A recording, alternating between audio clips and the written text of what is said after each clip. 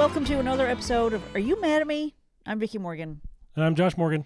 And join us this week for another trip down the path of, what am I doing wrong? What's going on? Are you getting that? It's been that kind of a week. Why is everyone mad at me? Yes. It certainly feels like that. That's not true, but it certainly feels that way. I think you're kicking ass. Are you serious? Yeah. Okay. All right, let's dive into that. I like your hat. So if you're watching on YouTube, so for the 6 or 7 people that watch on YouTube, and the 5s and 5s who listen on Spotify, I'll give you audio description. I am wearing a Famous Sexy Writer hat. It was $5. I got it at Michael's, and we... yeah, we didn't even know they sold Famous Sexy Writer hats at Michael's. Crazy. And then I think there might be a lawsuit. I think there might be a lawsuit in the works because they're mad that I'm getting so much business and attention for my Famous Sexy Writer brand. Yeah. So exactly. And I'm also wearing a homemade sweatshirt from Michael's, $19.99, and it says "Ask Me to Stay," which of course, if you don't know about Dawson's Creek, I don't know what kind of rock you're living under, but go watch all of Dawson's Creek and then come back and talk to me. Of course, Pacey and Joey are in a movie that's just came out at Toronto International Film Festival. It's not actually Pacey and Joey. It's Josh Jackson and Katie Holmes. Whatever. It's called Happy Hours. And so we're looking forward to that eventually. And I have some Costco sweatpants on. So if you're wondering, like, I wonder what's behind the scenes on this podcast. Like, what are they? And so Josh has on a homemade Mulberry Creek shirt. Did you make that one? This is not homemade. It's home designed. And we had a merch store for a little while because when we got our CDs pressed, there was a local merch store, and we were like, yeah, let's make some shirt designs, and I think we were the only ones to buy any of them. We got a hat and a couple shirts, and I didn't like how this one turned out very much because I didn't size. This was before my my foray into graphic design, so I didn't size the thing right. So what do you mean, the logo or how far it is from your neck? When I got it, and I was like, why is it so small? I always pictured it to be like the whole front of the shirt, and it was like because I sent him a 4-inch design. Yeah. Now I know that. Okay. But nobody else bought any, so it's okay. And so if you're wondering, Mulberry Creek on Bandcamp this month for the... Big June 2026 big month for Mulberry Creek. 45th month in a row, 0 sales on Bandcamp. I think that might be a record. There's Bandcamp Friday where all the proceeds go to the bands that are on there. We have received $0 total from Bandcamp. We have I think we got a check from SoCan this week. We have, drumroll please, 43 cents from Radio Play. And I'm taking those all as signs from the universe that I should play more music. I agree. We have been playing a lot of music lately. We've been doing open mics and shows, and you did a double. We did a double bill. Open mics. How much do you get paid for the open mics? That sounds amazing. Well, if you do the open mic at the Ship, you get a free beer. Helpful. Neither one of us drinks. So I get a free water. Yeah, ginger ale. Ginger I'm a big fan of ginger ale. So if you see me out in a bar, you can buy me a ginger ale. There you go. So we should start drinking, I guess. I'm really seriously considering it. I think that would be a good idea. Now's the time. Now would be the time. I don't know. I talked to a friend today who's also close to 50. And it seems like there's a point in women's lives where they just go, I don't give a shit anymore, and they just. But I think you shouldn't have to wait till you're 50 to do that. It seems like a long wait to get to the point of. It's a lot of years. Self-confidence. It's a lot of Christmases, a lot of birthdays, a lot of. Is it self-confidence or is it just not caring? Is that the same thing? For me, I'm looking in the mirror and I feel like I've just let myself go, and I'm never going to have a flat stomach again, and I'm never going to get the color back in my hair. For those of you just listening on Spotify, I'm rolling my eyes so far back in my head. You can see your own brain. And it's like, you know what? And I think I've seen a couple of TV shows. Like we watched Cheers the other night, and one lady was talking to this other lady, and she said, honey, don't judge. When the bloom is off your rose, you might do stuff too that you don't think is great right now. But I don't know if we're just at that stage where we're not going to get cast in as the love interest in a movie. I think we just write our own movie. I think you just become a person. What? You just write your own movie. Who'd want to watch it though? That's the question. Who wants to see the same people that bought our album on Bandcamp? Exactly, 0. But it's just a funny thing for women. I think you just become a person at that age because it's like, well, there's no getting by on beauty anymore. And I don't know that I ever could, but I think there's a point in a woman's life. Knockout. Okay. in a woman's life where she goes, you know what? I have other attributes that might have value, and you just kind of get tired, I think, of that being your only, like, just being afraid to speak up because someone might call you ugly. Kind of becomes like, you know what? I saw, who was it? There was an actress on, an actress that I really like on Instagram the other day. The lady from Brooklyn Nine-Nine. What's her name? Chelsea Peretti. Chelsea Peretti. She had a video, and she's gorgeous. She's like at my age, and she's gorgeous. And she put on this video, and she said, look, let's stop being afraid of someone calling us ugly. Let's just accept that we are all pretty ugly. We're all a little ugly. Years and years back, there was the Muppets had a song called, it was, there are millions of us who are ugly, ugly. And it was all the monsters. And Jim Henson was a billionaire. So, you know, I think embracing a little bit that I can't be on television because I'm not blah, blah, blah, or my teeth aren't straight, or my nose is big, or my ears stick out funny, or whatever. Like, it's just, we're people and we have a lot to say. And maybe that's the beauty of podcasts. Maybe we should stop doing video. I think we should do more video. I don't know. Anyway, which is interesting because this is a really funny thing. If you've read any of my books, you'll know why this is such a big deal. We have a meeting tomorrow. So the day that you're listening to this, on Wednesday, Josh and I will be in a 3-hour information session with a broadcaster. And we have a one-on-one pitch session with the people, with the 2 dudes that I worked with, that we both worked with during the pandemic. So I think what I'm learning is, in the creative world, doors are not closed. There are possibilities of rekindling and revisiting and opening doors again that you think are closed. And what is the worst thing that can happen? What's the best thing that can happen? Let's try that game. You answer, what is the best thing that can happen? They say, oh, it's really great to see you. You guys are really creative and fun and a treat to work with, and really stretch our imaginational boundaries. And Imaginational boundaries. That's right. That. I just made that up. Love that. That's the title of this episode. And we want to give you guys, listen, we're going to double the fund amount that we usually give for shows because you guys really deserve it. Here you go. Go nuts. Do whatever you want. Have fun with it. Okay. Shaking hands, signing contracts, getting paid. Rubbing elbows. Is that what you do? Okay. And so my question is, what's the worst thing that can happen? Well, first of all, we have some stuff going on that I think could make TV shows. I think it would make really great TV shows of touring the province and the country, introducing the viewers to artists and musicians and writers and a whole bunch of creative people with varying abilities and disabilities and challenges and strengths, stories and strengths and all those things. Yeah. And worst case scenario, I articulate what a great idea I think it is, and I can and I round it out with all these supplemental materials of like podcasts that engage with multi-generational audiences, engagement on social media, engagement campaigns where people apply to be on the thing, where they engage and they tell their friends about it and they come out to public tapings and things like that, and it engages an entire audience. And the worst case scenario is the people that we pitch to say no thanks, and I go, you know what, let's do it anyway. We're gonna do that stuff anyway. That's worst case scenario. I think I just talked myself into it. Weren't you going to write a book or write a song called "I'll Make It Anyway"? Or there was a podcast for a while, wasn't there? "I'll Make It Anyway." Wasn't that a thing? Probably. Yeah. I had a Laverne and Shirley. I think we skipped over the hat way too fast. Josh made the hat. That's what we're going back to. And look at this mug that he also made. It's an "Are You Mad at Me" podcast mug, and it's got little logos all over to say "Are you mad at me?" And there's little cartoon versions of Josh and myself. And I'll tell you, the Josh version, the Josh cartoon, looks a lot like our son Peter. And I guess that looks like Henry. The picture of the cartoon of me looks a lot like our son Henry. That's kind of funny because people do say we look a lot. I'm not a master cartoonist, but I feel good about that. The hat. So hats are weird because we do a lot of... Did we send one of these to Hannah?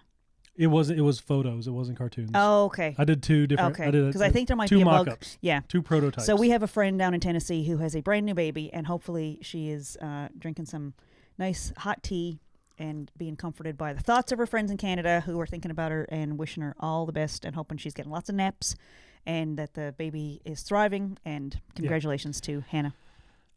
We do a lot of screen printing. We do a lot of sublimation, like the mugs, like the T-shirts, and it all relies on things being flat. So screen printing, it has to be flat. You put the screen flat on it. You rub the paint into it. It's got to be even and flat so that paint is even. Sublimation is kind of the same way. You can heat press it on there. It's got to stay flat. So with a hat, you know the shape of a hat. They're not head shaped. They're not flat. They're round. So unless you put it on the bill, which is the brim. I hate flat billed hats. So it should be curved anyway. That should also be curved. Anyway. Again, I feel attacked. You're talking about flat things, curved things. It seems like all this language is just meant to hold women down, is all I'm saying. We don't have the proper tools to screen print or sublimate on a hat. So I wanted one hat for Vicky, to make a hat for Vicky. And instead of investing hundreds of dollars into the proper equipment, we had to figure out a way to do one.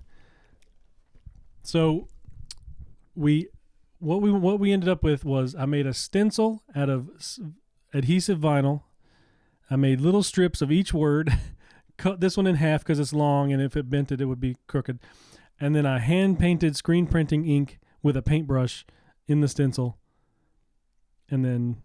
So Josh got in touch with our buddy Craig yes. and asked for advice, and there was a lot of words like vinyl and lots of things that we have, but I made hats one time before with vinyl. What? Planchette. I don't know what that even means. Me either.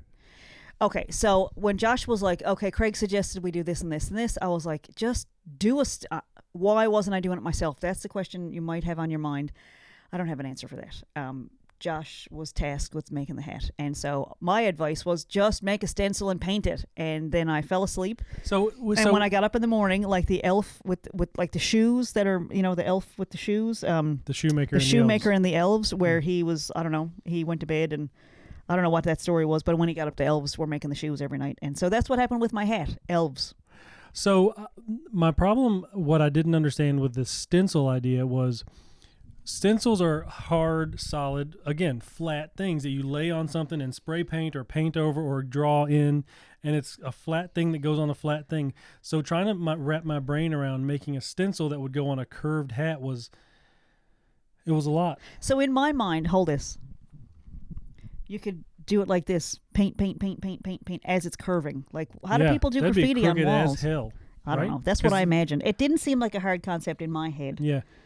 But I wasn't there for it. So logistically, I thought if there was a hole in a piece of plastic, you could paint through it. Yeah.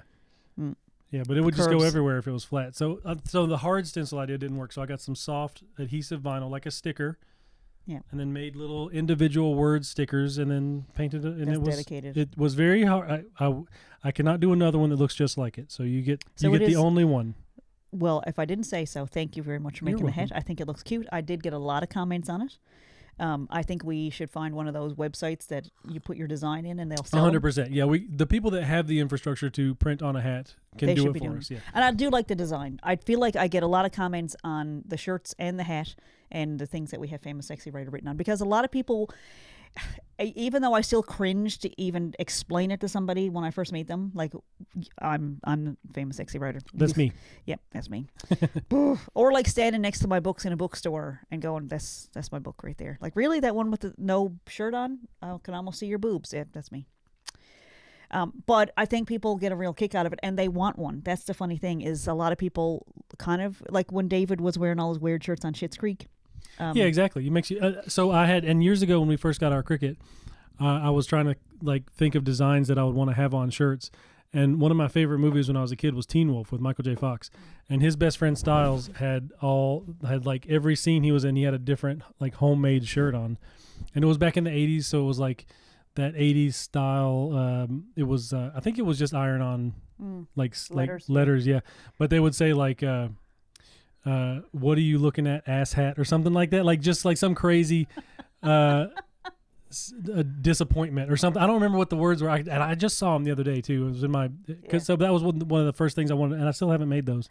I have a whole bunch of those letters. I got sheets and sheets of them. But we can screen print that. Because back in the day, before we got the Cricut machine, I did have I really do like customizing stuff. I saw a sweatshirt today in a thrift store that said "Common Sense" on it, but we didn't get it. It was $1, and I still didn't get it because I guess I don't have enough. We went sense. to a new thrift store today that we've never been to. The Special Olympics thrift store on Topsail Road in Mount Pearl, and they were having this sale. Everything was $1. It was insane. There was a few things that weren't $1. Like we couldn't get the prom dress because that was $40, but everything was $1. Except for the prom dress. Except for the prom dress. She kept saying that. Never she kept got to telling go us to like a ball. she kept telling us not the prom dress. It wasn't us she told over and over. She was telling everyone that came in the store. I feel like she kept telling me like, okay, I'm not gonna get the prom. I don't want the prom dress. Did you keep touching it or like staring at it? I didn't even see it. She kept pointing at like. Were you holding it up to yourself anything in the store, but not that prom dress? Okay, I don't want it. It was pretty though. See, exactly. She said it so many times eventually, which I think is. I'm like, do we have $40? But I think that's the whole thing about the podcast. Eventually, people are like, "Where can I find your music?" Yeah. Eventually, it'll get in. The message you got to keep pounding away at the what?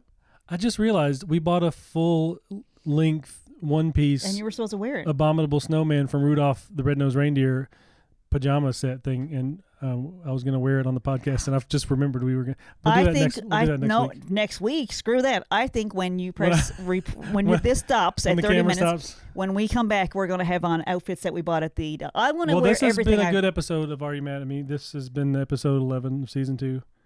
What? We're done. No, we're not. No, you got it. You said you'd try it on. It was $1. It was this wall of white fluff. We got like less. We got such a full bag of stuff. And it was less than $20 because it was like, and you got a leather jacket.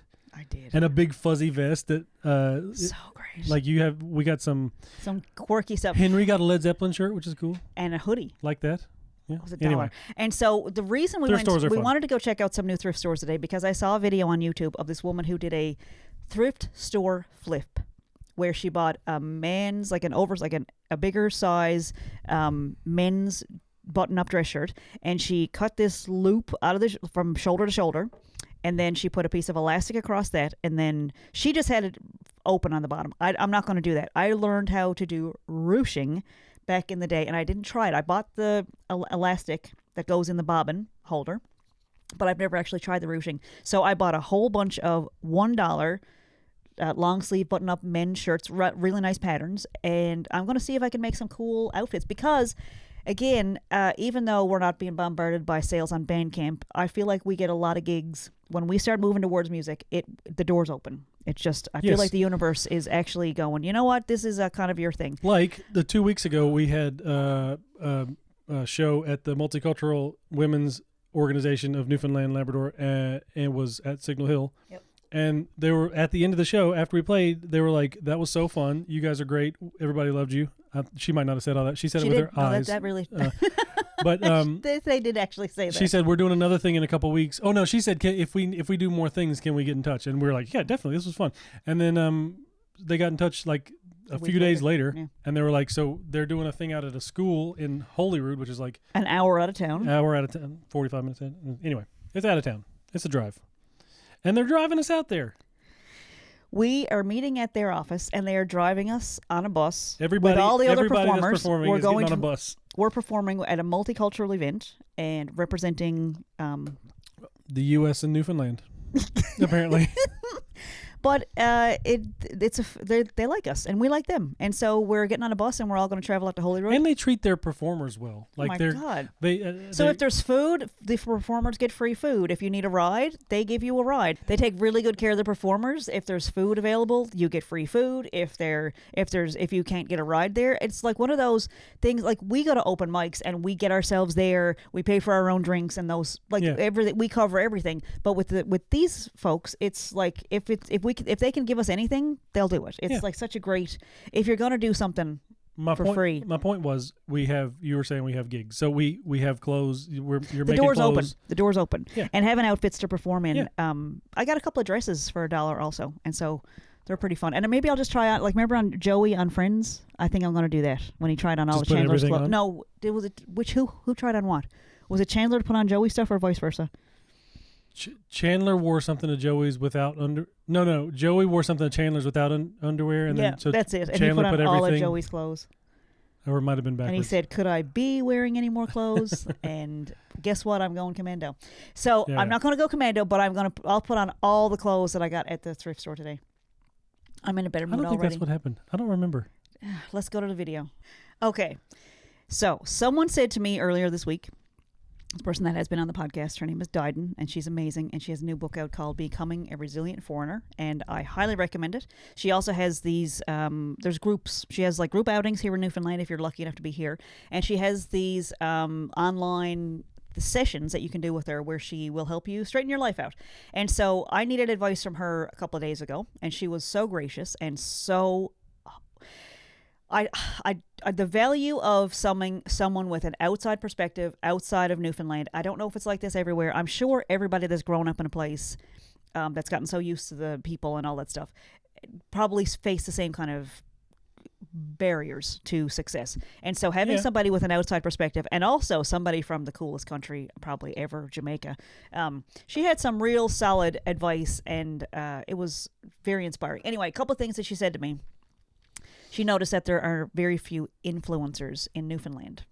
And she sent me a couple of links to people that she's been noticing who are doing influencer videos. So there was some gentleman who was on a cooking show of some sort or some sort of cooking competition and didn't win, but now goes around reviewing restaurants. And restaurants pay him to come in and review what they're doing. And so I found that kind of funny, because the idea of being an influencer is like, who do you think you are? Why don't you just go ahead and call yourself a famous, sexy writer? Yeah. And it just seems like these ideas, as much as women kind of embrace their personhood, I think there's also a whole lot of fear of starting something new and looking silly, and what if whoever sees it and all that sort of stuff. So I'm not sure what that means, but I feel like, and I do cringe after you turn the camera off a lot. As soon as we finish an episode, I go, ugh, and I just... I need a little while to recover. But I want to talk about, I'm going to try something new, because another conversation that we had a couple of weeks ago, the same person who was in her 50s, same age as me, we were talking about being ourselves and putting on a mask. And this is a person that wherever we are, when she walks in a room, I just let my guard down and I tell her what I'm really thinking. And, I tell her the real scoop, which is not necessarily what I might say on stage, about honest and comfortable and trusting, completely authentic. And so I said, we were talking afterwards, and Josh was talking to Josh about it, and we had been talking about these masks that you put on for certain places and certain people. And I said, I wonder what it would look like if I just was myself. And it's a funny thing, because Josh said, well, what would that look like? And it was like, it would look probably exactly the same on the outside, but I would feel different. So in that spirit, I want to talk about something that happened last week. I won't say to us. Maybe it was for us, because I did get some content out of it. Oh, boy.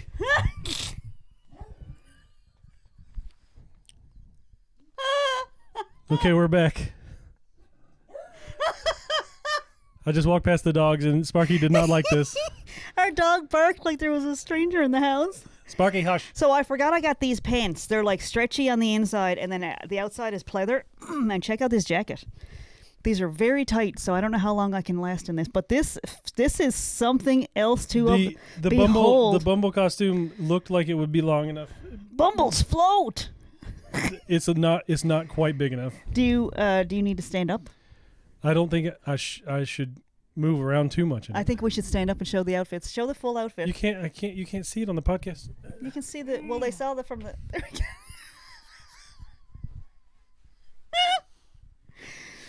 Okay. It is very... what I was going to talk about feels really ridiculous now. This is... I'm just going to take the hood off. Let my head breathe. Sparky, hush.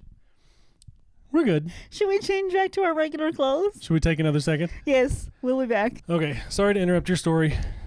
That was a standing up outfit. I just thought that was important to add to the podcast.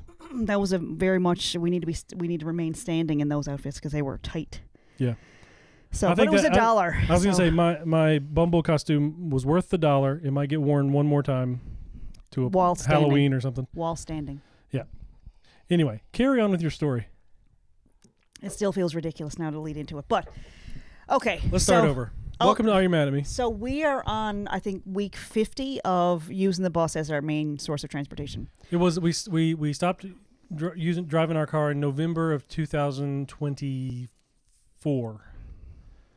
So it's been a year and a half. Mm-hmm. Almost. Yeah. Yeah. Over. Almost 2 years.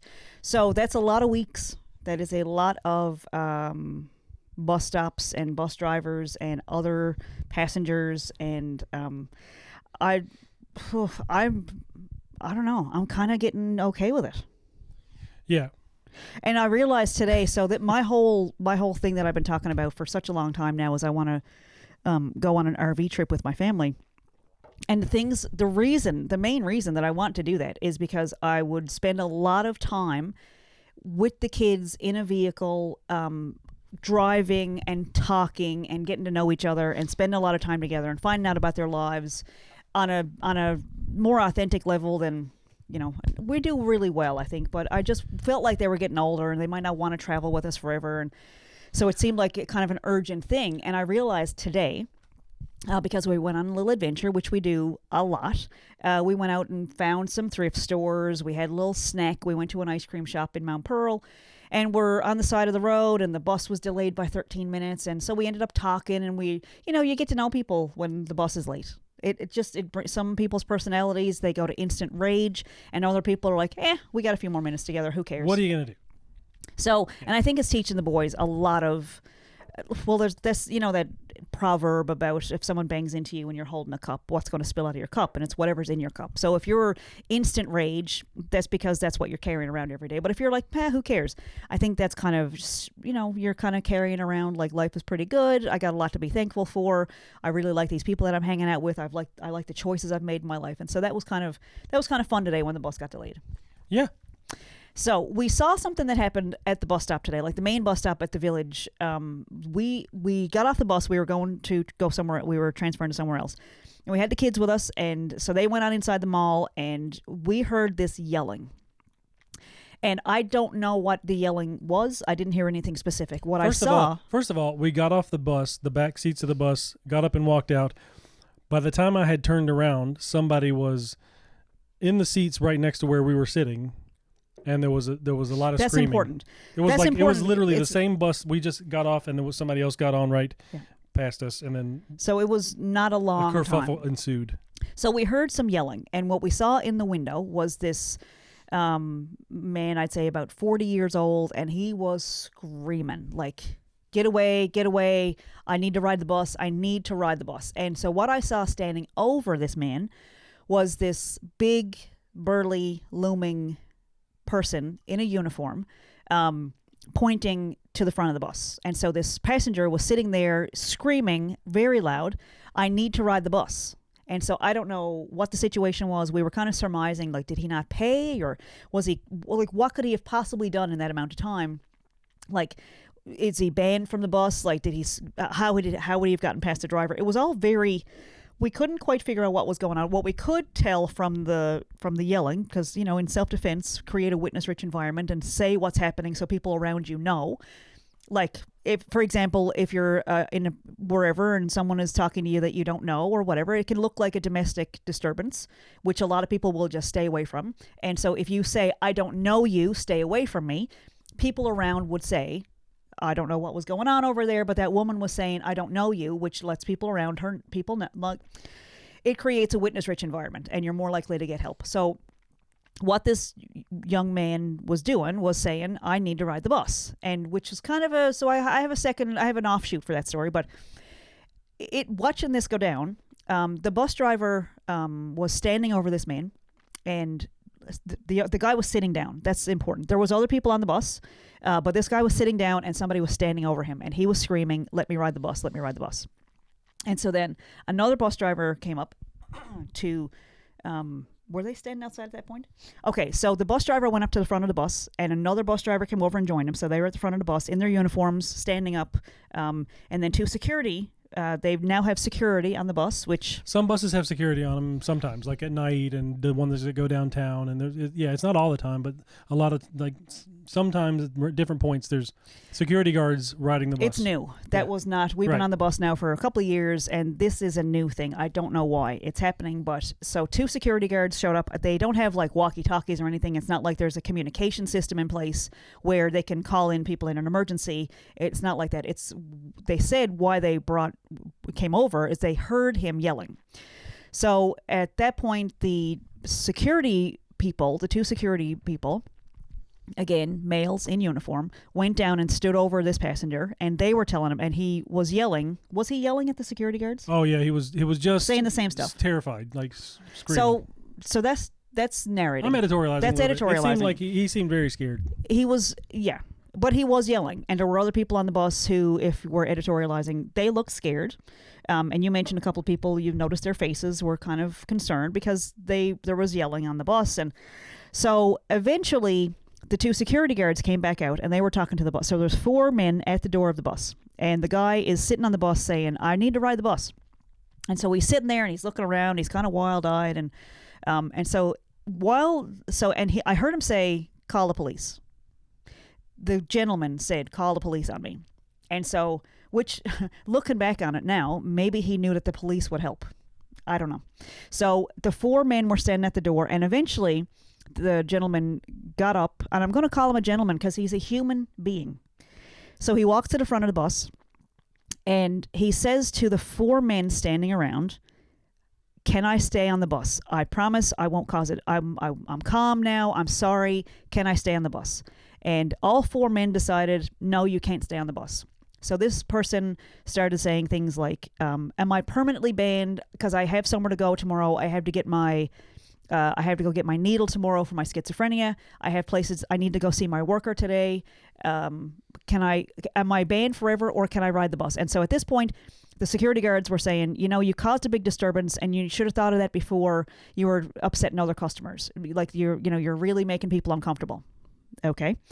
And then, so the man went to the bus driver that was driving the bus. And so everybody else kind of dispersed while they were waiting for the police. And so this guy was talking to the bus driver in question, and he was asking the bus driver repeatedly. And I don't mean like incessant. I mean 2 or 3 times he said, am I off the bus forever or just for today? Because I have somewhere to be tomorrow. And the bus driver leaned back with his arms folded across his chest, which to me is not a I'm scared stance. It's, I'll put in your own words if you want. But he was leaning back and he said, I don't know. And the guy was like, what do you mean you don't know? You got to tell me. Am I off for good? Or because I have somewhere, I really need to use the bus tomorrow. Leans back, I don't know. The guy says, I don't know. Which, okay. So then the police show up on the scene. And this guy is not, like, we've seen some videos online lately of the police in St. John's taking people down, pepper spraying them while on the ground, punching them in the back of the head while on the ground, obvious mental health meltdown crisis mode, but assaulting while subdued on the ground. So we waited and watched because it was upsetting. And I don't know. It just seems like the more eyes on something like that, the better. Yeah, I mean, witness rich environment. A little bit of like accountability, goes a long way. So when the police showed up, they knew him by name, and that's not true. The security guards the security knew him. Were they mall security or bus security? Mall security. Oh. Yeah. Okay, that is a different flavor. Yeah, because it's a big hub for all the buses meet at this mall and then go out around town. And it's a big one of the couple of big hubs in the city for the buses. So Metrobus also has some security. Right, yeah, there's security on the bus sometimes too. But these guys, I'm pretty sure, came out of the mall. They had security shirts on. I have security shirts and security hats. For that matter, I could go around with that hat on. People would listen to me. So when the police showed up, they are, of course, trained in de-escalation, and they are hopefully trained in mental health interventions. And so this guy didn't appear to need an intervention. I am not trained in that. I was just observing. But when the police showed up, they were very kind. They asked him what was going on. They saw that people were standing around watching. There wasn't a whole lot of us, but there was people standing around. Of course, people in the bus were also watching. And the police brought him away from all the eyes watching and said, are you okay? And they asked what his name was, and he was in a very calm voice, and he said, I need to ride the bus tomorrow. I got to go get my needle for my schizophrenia. I need to call my CRA. I need to call CRA because I'm waiting on back payment. I need to get to my worker. And I'm using the specific details because this is not someone trying to get to a job. This is not someone who's saying, I'm going to be late for work. This is someone who is desperate and not a lot of options. And of course, yes, he can walk to the other end. It's this where he was headed is not a short it was pretty far walk. away. Yeah. And he needed the bus. And so his concern seemed to be not just for today, because he had stuff that he was doing today, but he had stuff to do tomorrow. And he was afraid that this thing that he had gotten into today would affect his ability to travel tomorrow. And the bus driver would only say back to him, I don't know. Which is not fair, because I don't know if a bus driver has the authority to ban somebody from a bus permanently. But again, when you get a little tiny bit of power, sometimes, and if you're not trained in these sorts of things, maybe you shouldn't be kicking people off the bus in the first place. I don't know. He certainly was not. It didn't. If he was trying to make the bus more comfortable for the other passengers, he failed 100%.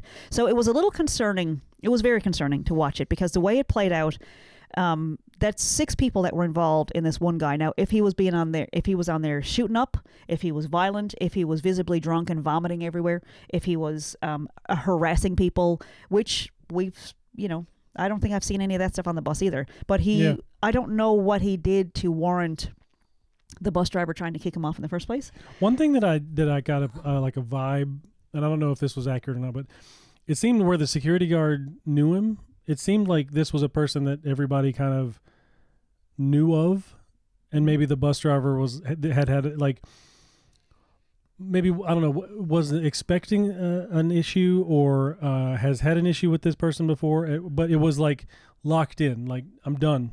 Like, I'm done trying to help he had his mind made up. Treating this person like a human. I'm done. Like, I'm going to just kick him off and shut down and not be kind at all. Whereas I feel like if you were getting on the bus and you were wearing nice shoes and a nice jacket and your hair was pretty and you're on your way to work and you looked, you smelled nice and all those things, I think that would kind of get a different, but I don't know. And I don't know did he look like he was, I don't know.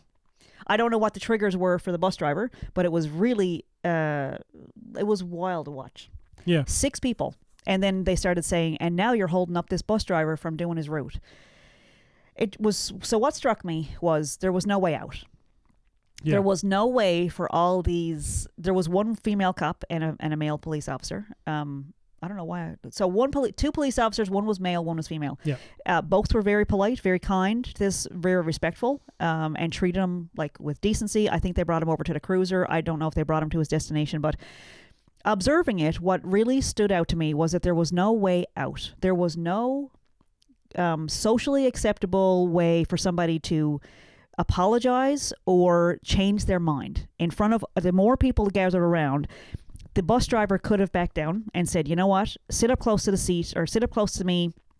I'll take you for today, but you can't do this anymore.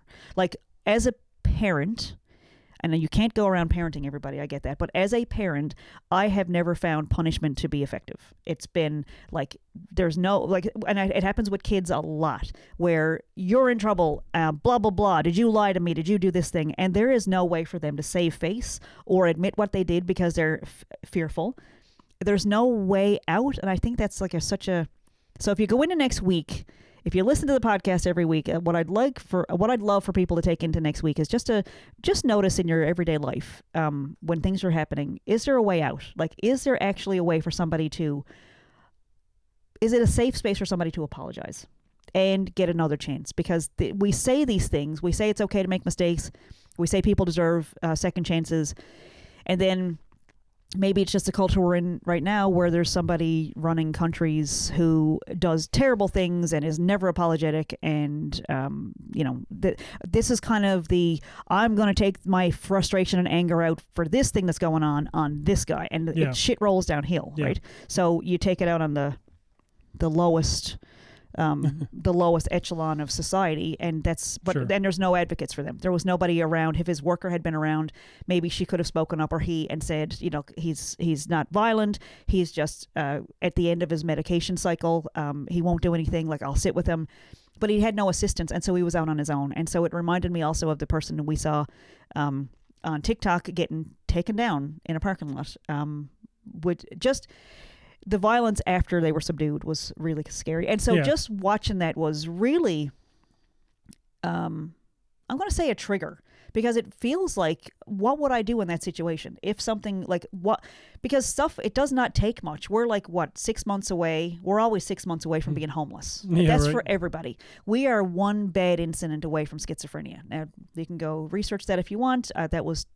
I learned that in an abnormal psych class, that after years and years of coping, when the main thing that you have for coping, whether it's like maybe you talk to your mom about all your problems and she's your main source of comfort, or you live with your dad and you always confide in him, and then when these sudden things are not in your life anymore, you're one psychotic break away. And we had a friend who was worked at the NYU. What was the name of the hospital in New York?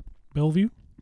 She worked at Bellevue. She was we stayed with Amanda and Jay, and she was working, and she said the people that she sees coming in younger and younger, they're after a psychotic break, it's very difficult or almost near impossible to recover completely from a psychotic break. And she said we're all so close to, and so the message seems to be from professionals that I've talked to, none of us are actually that far away from being in that guy's shoes.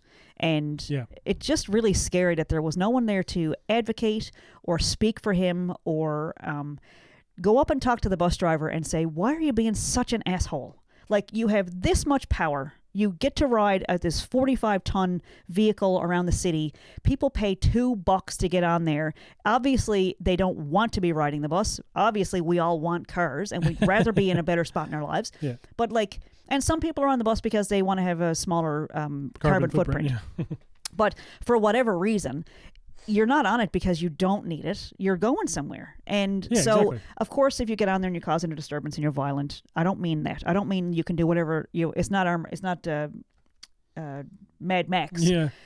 It was just... Treating people with kindness is important. Well, it just seemed like there's no way out for this guy. He's doing this thing, and there's no way for him to recover. And so that leads me to another story. Josh and I were coming back from an open mic. We played a folk night. People came down and there was a couple of local photographers who showed up and took really great pictures. We got really great promotional pictures for our portfolio. We got a free drink that we didn't use at the bar, and we got on the bus at around 11:30, and we were heading home, and I was exhausted. It was the last run. It was the last run of the night. The latest bus we could have gotten on. Right. And so we're sitting on the bus, and I have very short legs, and my back was killing me. So I sat back, and I put my sneakers. It was dry. It was not a muddy night. It was not a dirt night. Like, we were just coming off a sidewalk, and I put my feet up on the plastic seat. There was 3 people on the bus. We were 2 and 3. Yeah. There was another gentleman in the very back of the bus with no shoes on. And this'll come up later. So I sat back, put my feet up on the seat, which I do every single time I'm on the bus. My feet start to hurt, or my legs start to hurt, my back starts to ache, and I've done it for my whole life. I've always put my feet up. Anyway, this particular night, there was a security guard that got on the bus, and he came back and stood over me, and he said, "Get your feet down." Just like that. I would love to say, I said respectfully, "Oh my God, sir, I'm so sorry to mess up your public property with my clean shoes, but of course I'll do that." That is not what I did. If you've been listening to the podcast, you might know me a little bit better than that. That is not what I did. I said, "No." And he said, "You need to get your feet down." And I said, I think you got bigger things to be at than this." Because that same day, there was 3 bus accidents where 3 Metro buses ran into cars. Yeah. Not parked cars, car accidents. Yeah. So I said, because I'm kind of an asshole, I said, "You guys are like running buses into cars all day. Why don't you find something else more important to do than my feet?" Security on the bus is important when there's somebody causing, scaring people, or being violent, or doing drugs, or drinking on the bus, or, it's important to have security. Trying to human traffic them. Right, yeah. Or, we've actually seen that at least once, where this guy was talking to a young girl and, clearly predatory. But when it's like elementary school, you can't chew gum in class. Put your feet down off the plastic edge of the seat. And so, okay, so I'm being an asshole. I get it. Feet don't belong on the seats. So the security guard is dealing with me, and I'm giving him a hard time. I admit it. I was not drinking. We didn't even drink the free drinks. But my feet were, and at this point, it's 1 foot. I've got 1 foot back up on the seat, and it's just for spite. And normally Josh is like the level-headed, voice of reason. And for some reason, Josh said, come on, man, give her a break. She's not doing anything. And I was like, that for me was fuel to the fire. Because I was like, wait a minute, my reasonable, wonderful husband is also saying that this guy's being unreasonable? Maybe me feeling intimidated and triggered by this grown man in a uniform standing over me. And I love police officers, don't get me wrong. And I love hockey uniforms. He was hardly anything. a police officer.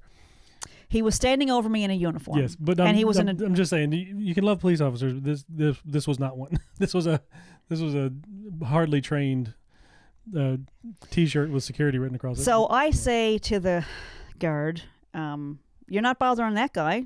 He doesn't even have shoes on." And I understand that because he's not doing anything. He's not hurting anybody. So then this female bus driver comes to the back, and she has like what I'm going to say, little man complex.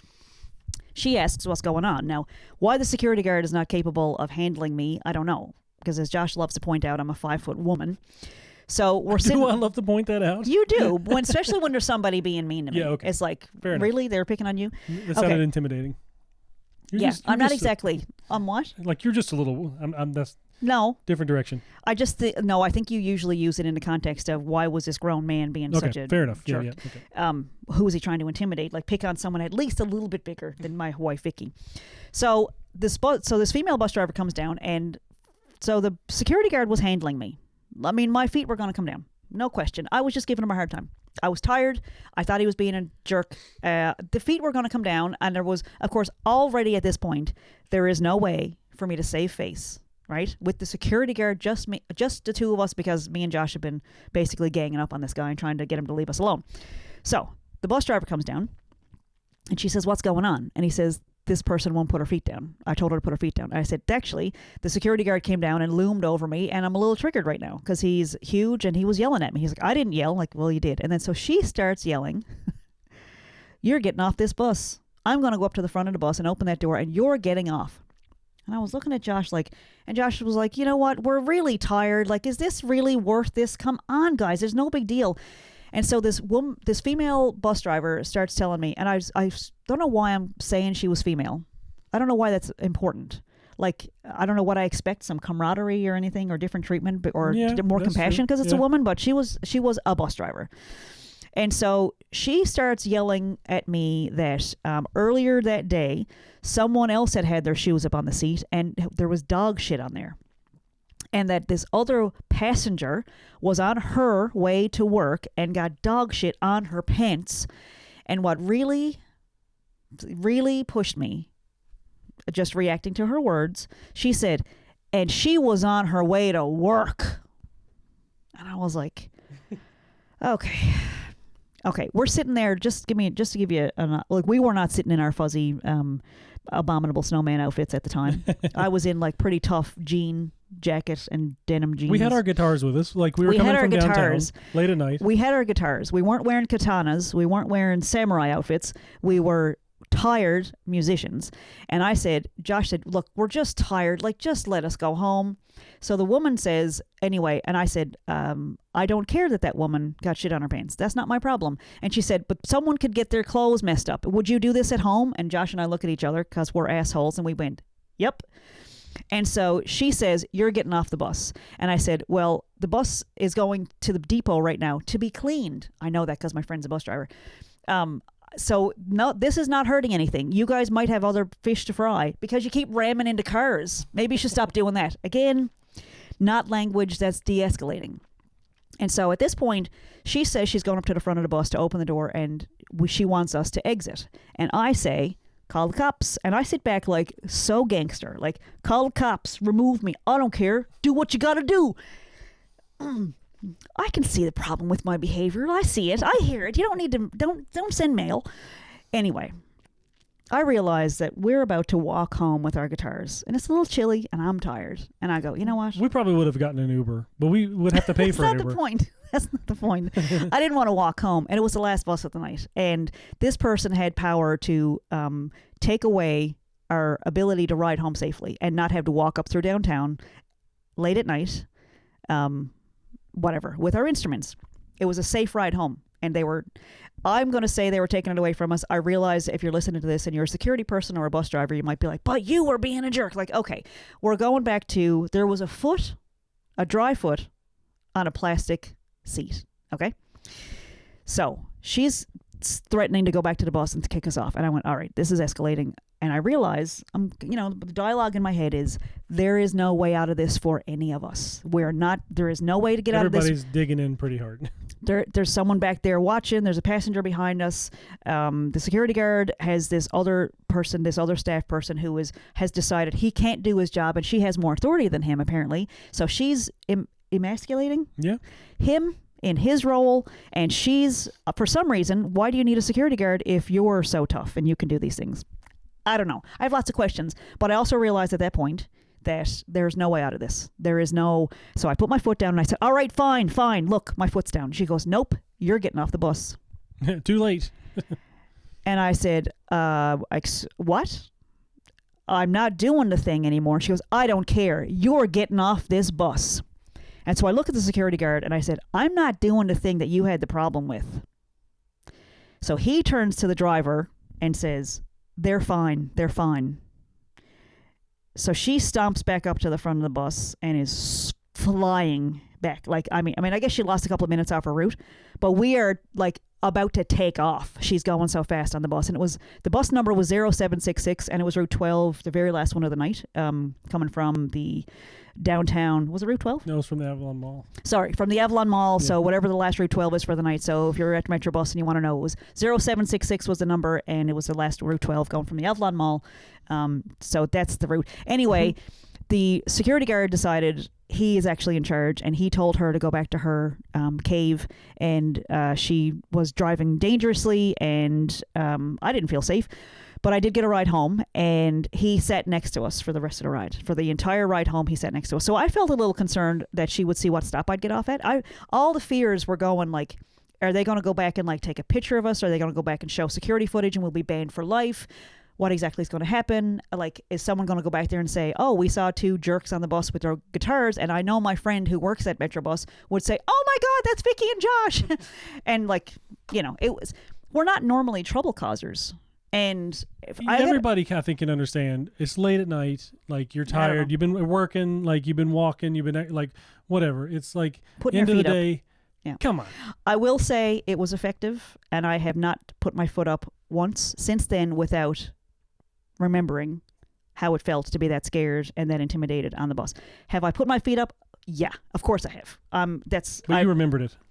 It's implanted. Like it's in there now, and I will never, like I remember years and years and years ago, someone thought it'd be really funny to change out the sugar dish for salt.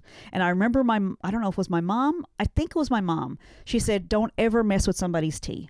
And I said, what? What's like, I was on a movie or something like that. And she said, Vicky, people love tea. And if you change the sugar dish to salt, they will never, ever for the rest of their lives, ever take a sip of tea and not, like they'll lose the comfort that they get from the tea. They'll lose the comfort. And so my comfort on the public transit system is gone. This gentleman that we saw today, he seems like he has had it happen to him so many times that they just know him by name now, and it's just par for the course, and he doesn't even expect the same respect that he's entitled to. There's signs all over the bus that say, you're not allowed to threaten a bus driver. Everybody's entitled to ride safely. What was funny was that night the bus driver was screaming in my face that it was a policy that you're not allowed to put your feet on the seats. And I said, where is the policy? Because again, if you're public transit and you want people to understand that you exit by the rear door, that you have your fare ready when you get on, that you should be at the bus stop 5 minutes, that's posted literally everywhere. But I guess they've got a new issue going on at Metrobus where people are putting their feet on the seats. So I guess they invented a policy on the spot, and at 11:30 at night, you're not going to argue policy. As a self-defense instructor, I found it all very, having worked with police officers and knowing that people are in those jobs because they want to help, and sometimes they're faced with situations that's why they're trained in de-escalation. So training goes a long way. There is actually a lot of training available for people to figure out how to do that. And it is a skill. It's a very important skill. And I'm not saying I'm great at it, but I did get a ride home that night. And I did realize, like, this guy's probably make it home safely. Yeah, on the bus. And so, But I realized, because I even after all that happened, the guy sat down and I was like, "Ugh, long day," and he just like rolled his eyes at me and glared at me, and I was like, got it. You're not sorry for what you did. All right. Okay, let's keep on moving on. You think you did the right thing. That's fantastic. Look at you, big tough guy. Now there's not a shoe on the seat. Wow, you have served your purpose in life. Yes, they say. I'm still an asshole, and that's okay. And so this is where I am. I think, who cares if somebody's listening to this podcast and they want to hire me, or they're thinking about hiring me or whatever, and it's like, well, this is what she really is like. Like, better to find out now. And maybe we'll get a sponsor that says, you know what, I like that. Joe Rogan has a podcast. Insoles, an insole company or something. What? For shoes? Do you want to have more comfortable feet at the end of the day so you don't have to put them up on the seat? Feel free to mine these stories for marketing ideas and stuff like that. Yeah. But, you know, it's an interesting thing. And I think it's funny that I have a podcast called Are You Mad at Me? Because it's almost like I go around my week looking for trouble. It almost sounds like that, doesn't it? I wasn't. I was just tired. Yeah. I just think it's comical. Like, some of it's like a little bit comical. And it all worked out. But it's like kind of a... That idea of... Anyway, you talk about something. You take it away. You know we're on the third half-hour segment, right? We are at the beginning of the third segment. So we've been on for an hour, which is very I'm just normal. Saying we're doing good. Oh. That's not a complaint. I'm just telling you that you seem raring to go.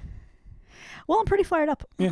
And I think there's what's the harm in having the mask off, and this is who I am. So, and I don't need to cringe about it. I think that's kind of a funny thing. And Bingo. So I was reminded of years ago, there was a troupe that used to do a TV show. Before Codco, there was Wonderful Grain Band, and so then Codco was a offshoot. I don't know the history, so I don't want to act like I know all that stuff. But there were plays and things written that were in those comedy sketches and things that used to happen at the LSPU Hall. They used to have characters about things that were going on in the city life, like when it was basically TikTok from the 70s and 80s, like that's a good point. Short sketches and short stuff sketches on TV that were very funny, but they also addressed things like I know there was at least one play that Codco wrote about a woman who was like a single mom, and she was waiting for her check, and it was not to degrade the woman who was waiting for a welfare check. It was about the social workers who were brutal, absolutely brutal to clients back in the day. And I would love to be able to say things have changed. They haven't. As a person who sat on the AESL hearing the appeals board, it's maybe a little bit less. There's actually less supports in place. There's less advocacy, and there's less rights, and there's a lot more rights violations because they can get away with a lot more, and they know it. And this woke society of I know what my rights are, it goes the other side too. The other side knows what they can get away with, and they can say someone screamed at me, or someone swore at me, or someone made me feel unsafe, and they can hang up on you. They don't have to provide service. They can cut off your benefits. They can make your paperwork disappear. They can really mess with things that you need to survive: buses, eating, groceries, food, the right to be in a grocery store. Like, these things are, people really understand, and they've taken it to such a level where your rights can really get stepped on. And it's like your rights. But what difference does it make when you're getting kicked out of a grocery store? Or when you're getting kicked off a bus? Or when your welfare benefits are being cut off because someone called in and accused you of something? It's like, or you're in a housing unit and someone says you're running a business there. I think like kindness goes a long way, and realizing, having the empathy of, like you said, you're a couple steps away from being in that person's, no matter how much you're getting paid at your job or how secure you are, like it's an accident or an illness or something away from whatever's in your cup is going to spill out. Exactly. And so if you're carrying around, and this is, I think a lot of people are not looking inside at what kind of person they want to be, and it spills out. I think the asshole stuff comes out, and you don't realize that who am I talking to? What rhetorical person am I talking about? There's no one in particular. It's just, I think sometimes when people get a little bit of power, they run with it, and it sucks. And so if we have a podcast called Are You Mad at Me? Am I promoting my books this week? Am I talking about my music this week? Whatever. This is what's going on in my life, and I don't know how it's going to apply to somebody. I just whatever. It all happens for the best. That's right. And it's all just material. As long as I survive it and I don't get arrested or, like robbed or attacked or something like that. Like these are legitimate concerns being downtown carrying instruments at 11:30 at night in St. John's. Like it's not a safe, nothing's ever happened. But we also know that we don't know. Nothing, as Josh would say, so nothing happened? Yes, that's true. Nothing happened. We came home, no big deal. We got home just fine. How long it took for my body to calm down afterwards? Days. It was days afterwards. That's my problem. Someone wants to go look at my podcast and go, sure, she got PTSD. That's not my fault. Like, no, but you don't get to pick who you're picking on in town, in the city or in public. Like, someone could be completely never had an issue in their whole life, or they could be somebody with PTSD. If you bump into somebody with your car, you don't get to pick whether that person already has a narrow spinal column or if they already have back issues. Like, you bump into somebody, you could be really doing some serious damage. Yeah. Whereas you could bump into a perfectly healthy person where they get like a pain on their neck for a few weeks. Or you bump into somebody that is paralyzed for the rest of their life. And you don't get to pick who that is. That's the risk that you run being out around the world. You don't know who you're talking to that might could be a bad day, could be a mental illness. And if you're not trained in de-escalation, maybe you have a little bit of humble, what's that word? Like, I don't know. I don't know what the solution was for that. Kindness. I think that guy maybe belongs in a different job. That bus driver probably... Lack of training. I'm going to call it lack of training because the bus driver could have been having a bad day. And if you don't know how to get out of that, like she probably, that bus driver with me might have thought she was helping that guy. Like maybe earlier that day, he told her that he was having a bad day and he's trying to find an apartment and his wife left him. And she's trying to help him out because I can't believe he's being picked on by a customer. And maybe who knows what her issue was. Maybe she's new on the job or she's there afraid she's going to lose her job because 3 other of her coworkers ran into vehicles that day. Maybe she was a little triggered. Who knows? Yeah. But, we'll never, I don't know if apologies will ever happen or anything like that, but I know I was acting like an asshole. I know that. And I know I took it on myself to de-escalate and grovel and beg to stay on the bus and apologize and go, just calm down, and ask for his help in making a decision so that she wasn't going to kick us off the bus. I don't know who authority. I don't know. And also, there is no policy about putting your shoes on the seat. I don't know. Yeah.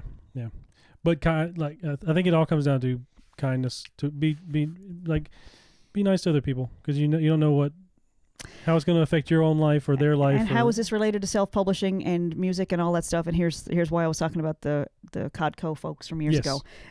Maybe it's a song. Maybe it's a short play. Maybe it's a podcast.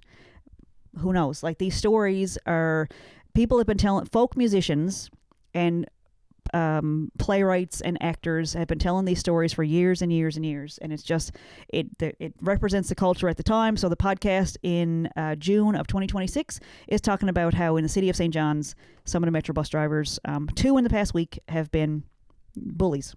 The security that is put on the bus to, curb some of the stuff that's going on, not effective. Like pick your battles, Yeah, right. Yeah. Yeah.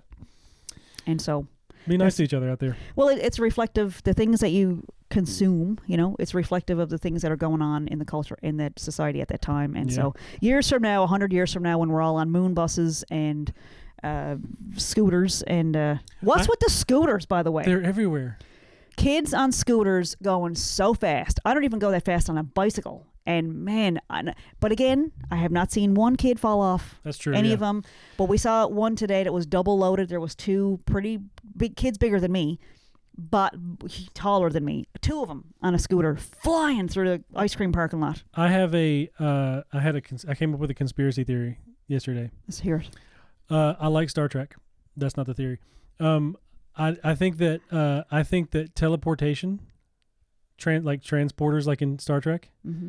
have been invented and technology is available, but all the people in the government that don't like immigration are holding it back from being available because people could just go into it. You could just go into a different country. I think that's my conspiracy theory that I came up with yesterday. I'm going to spread that around. We could be teleporting to, go to work. You don't even need the bus. You don't need a car. Fossil fuels, thing of the past. I'm just going to hop in this box and then I'm at my job. I'm at school. I'm at the grocery store.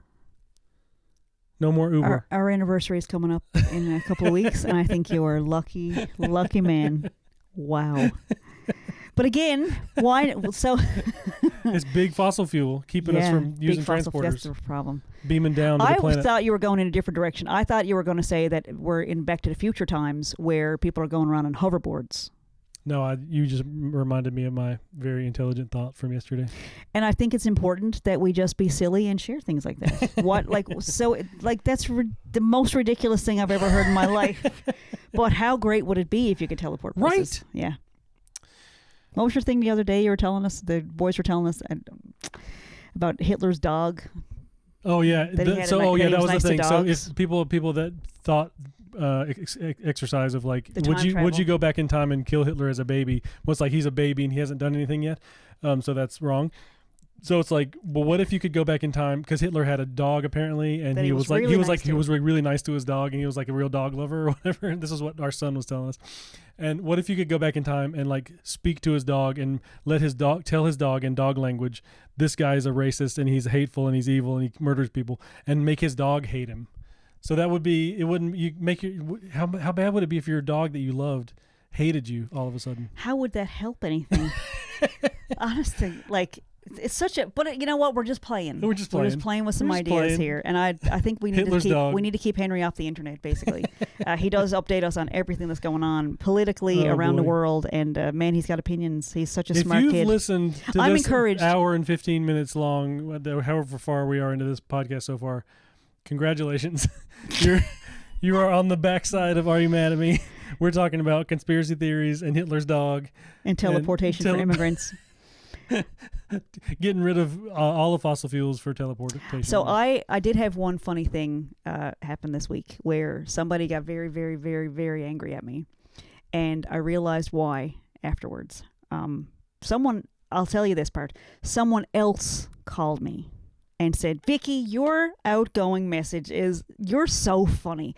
But I will tell you that someone called me a couple of times this past week, and I think took my outgoing voicemail personally, and rage. I mean, absolute. If you know Vicky's phone number, call her, and we'll let it go to voicemail. As a rule, I don't answer the first time you call anyway, because I don't know who you are. So, but call my voicemail and see what it is. And see if it's I'm not going to change it. I think it's hilarious. And I listened to it because I was like, because when Karen called me, I was like, what's my voicemail? Like, what's the big deal? And and everything became clear. Oh, it is silly. It is very funny, yeah. But it's also, if you're a jerk, you might take it personally. I'm just saying. And so it was kind of a funny, you shouldn't be calling anyway. That makes sense. That's why I was met with some rage, some red and white faced rage of red. So there's different stages of rage. Did you know that? There's like red where the person's. Is that like the different colors of flames? Someone told my mom years ago that you need to be careful around people who turn white in the face. When the blood drains from their face when they're so angry. And so that's what I saw this week. And apparently my dad had the same. That's what someone warned my mom about, was that my dad used to go white in the face when he got in a rage. Not to, I'm just being lighthearted here, being super silly. But it was, I think the voicemail did not help. The person might have been mad before they even called me. Yeah. But man, looking back. If you're mad at somebody and you are met if you're met with silly, fun, happy confidence, overconfidence, it's like that's like another level of anger. Overconfidence? What are you saying? This is exactly the level of confidence I have. That's what your voice message is. It sounds overconfident. It's like silly, overconfident, like congrats. And if you're in a bad mood and somebody's joking around, like that's going to rub you. That's going to multiply how much they get on your nerves. And I get it, but it really, like, everything clicked into place. It was like, oh, that's why I went like blowback from. So it's been an interesting week. There was a lot of rage and a lot of incidents. And again, we have a podcast called Are You Mad at Me? So it works out great because we get to share material. And again, I would encourage you to start your own podcast, because you get to, like, if you're this far into the podcast, you have to admit you're getting something out of it, and other people will get out of your stories. They'll get something out of your stories. Sharing your regular, whatever it is, whether it's your beekeeping adventures or your, how it is juggling kids and all parents. Let me know about public school. We'd love to hear about public school. How great that is. That's something I worried about a lot. I'm so glad we homeschool, because if I had to deal with principals and teachers telling me what to do or what my kids or whatever, and like I don't think I could handle. And again, I'm like 1 or 2 incidents away from being removed from a school. with the police showing up because they told me that my kid has gotten a fight and, that they're not going to punish the kid that hit my kid. So I'm glad I avoided all that. Yeah. But again, you can make these decisions. We have the privilege. It is an absolute privilege that we are afforded, that I don't have to deal with that. And our kids are very educated and very smart and very taken care of. But I don't think I could do the PTA stuff.